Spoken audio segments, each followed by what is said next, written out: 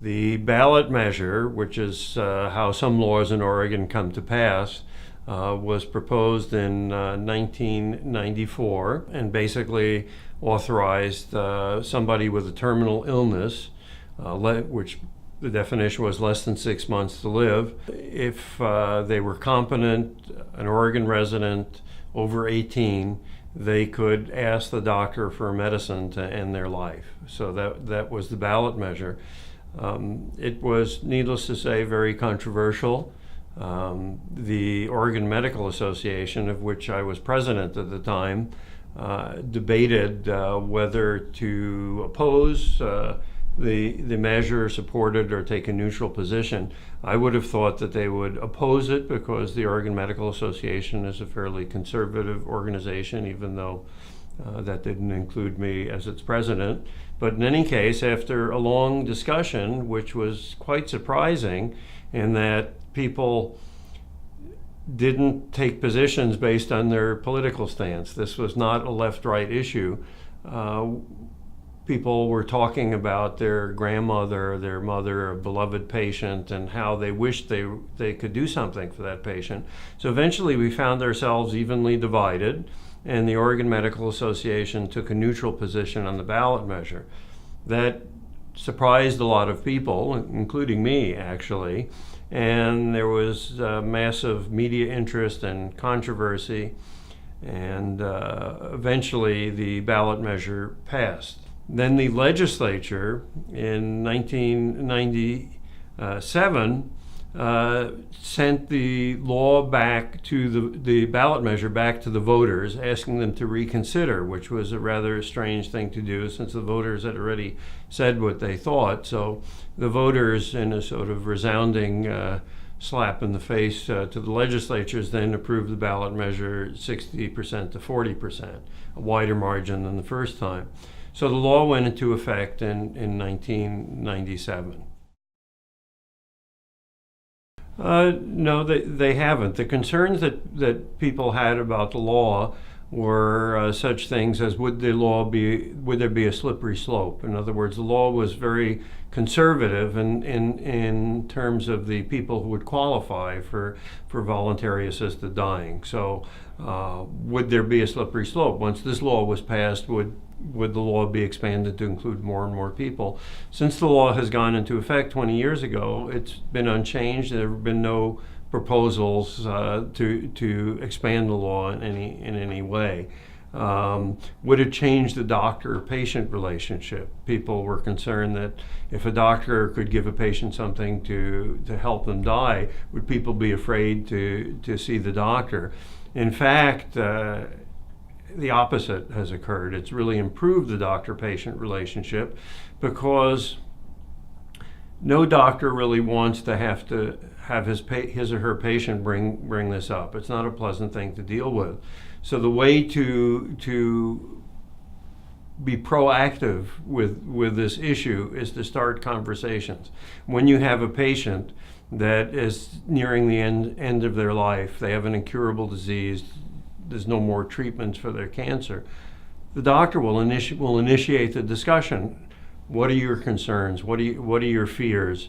You know, that kind of thing. So the conversations are occurring more and more, and the patient is now not afraid to bring up certain questions which they were afraid to bring up before.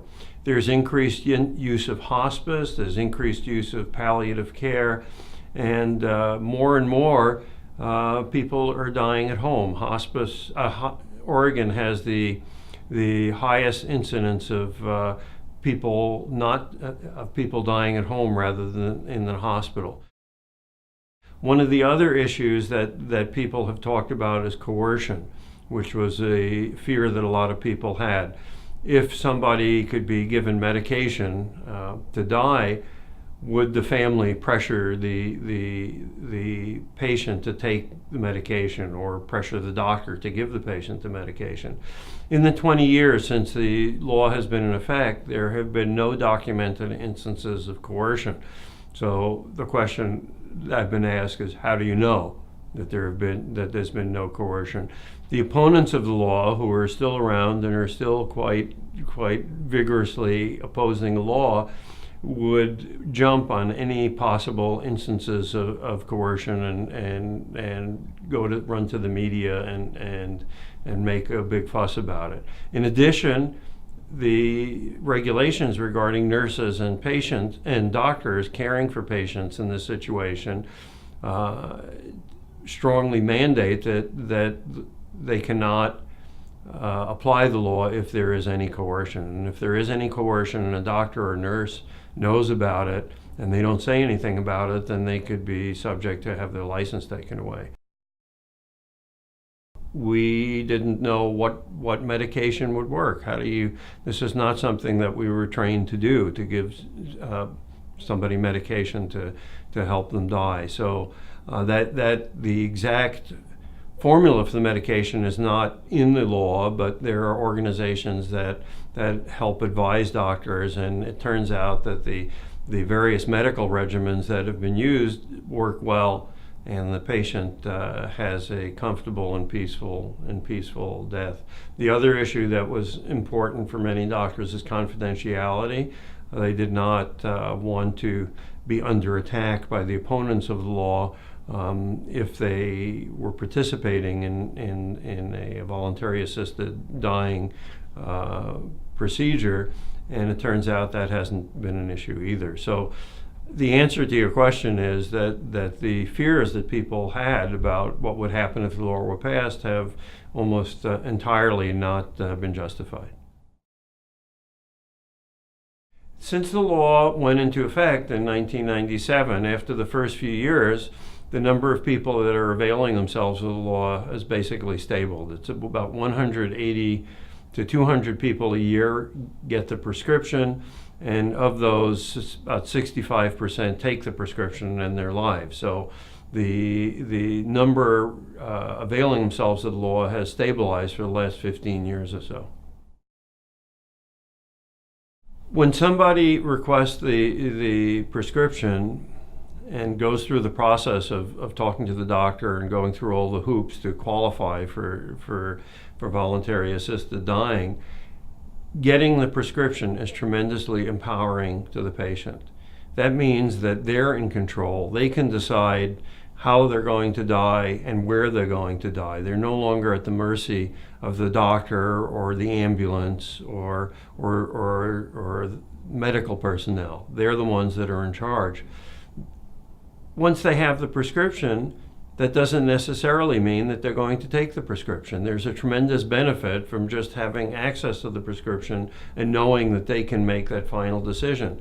So sometimes that palliative effect, if you will, provides enough relief that they don't need to take the prescription. They feel better having the prescription there, and then they will gradually die of their disease. So that's the 35%. Of course, the 65% are the people who, yes, they have some benefit from having the prescription, but they still are suffering so much that they take the prescription. The law proposed in Victoria and the law as it has been in effect in Oregon for the past 20 years are both conservative laws. The patient needs to have a terminal illness, the patient needs to be competent, and in almost all cases the patient is self-administering the medication. The patient needs to be a resident of Oregon or Victoria, and there needs to be 2 doctors who attest that the patient qualifies. There needs to be oral and written requests. There is a clause that if there's some concern about the patient's competency, that mental health evaluation is appropriate.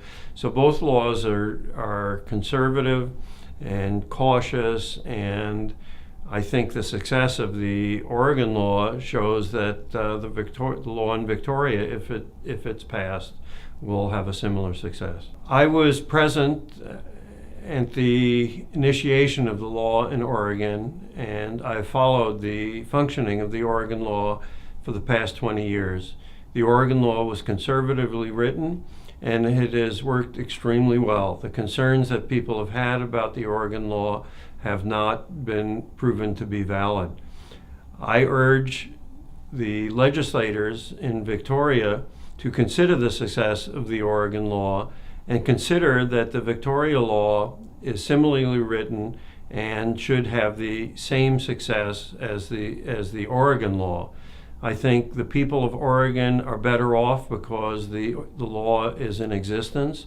Not only those who avail themselves of the law, but all the people of Oregon, because the law has allowed the people of Oregon to have a better death experience. And I think the same result will occur in Victoria if the law is passed.